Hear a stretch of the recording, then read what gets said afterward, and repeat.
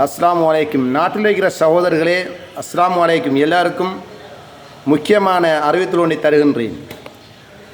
நல்லா தெரியும், நல்ல மழை பெஞ்சி வெள்ளம் பரவி கொண்டிருக்கின்ற வேளையில் மோட்டர் பைக்கில் எடுத்துக்கிட்டு இந்த வெள்ளம் பார்க்க போகிறதுக்கெல்லாம் போகிறாங்க. அப்போ அந்த தண்ணி அடித்து போனால் நீங்கள் மகுத்தாகிறதுக்குன்னு சொல்லித்தானே நீங்கள் முடிவெடுத்து போகிறீங்க. அப்போ உங்களை எப்படி காப்பாற்றுறது? அதே மாதிரி மதுரசாவில் இருக்கிற பிள்ளைகள அழகான முறையில் மதுரசாவில் இருக்கிற பிள்ளைகளுக்கெல்லாம் ஆறு பொறுப்பு, இதுக்குரிய மௌலிகை மாதிரி இதுக்குரிய பட்டதாரிகள் யார் பொறுப்பு?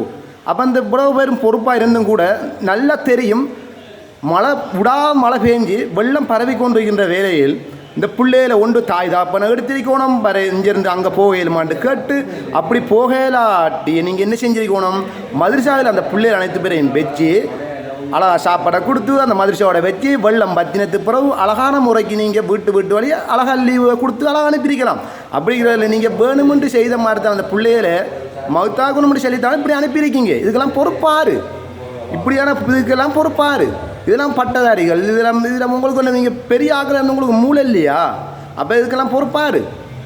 பிள்ளைகள் என்ன மரணத்தை தேடி உங்களோட வீட்டு வழியை மரணத்தை தேடி மழை பெஞ்சு வீட்டு வழியை வெள்ளம் வந்து உங்களை அடிச்சு போனையா? இல்லையே, நீங்கள் வெள்ளம் பார்க்குறதுக்காக போய் தானே கூடுதலாக வெள்ளம் பார்க்குறதுக்கு கூடுதலாக போனவர்களாம் நிறைய பேர் வெள்ளம் அடித்து போய் மகத்த இருக்கா. இதுக்கெல்லாம் காரணமாக அவட சொந்த புத்தியும் பெரிய பெரிய ஆக்களில் மொக்குத்தனமான மூளையாலாம் இப்படிலாம் நீங்கள் போய் அநியாயமாக மரணத்தை சந்திச்சு இதுக்கெல்லாம் பொறுப்பாரு.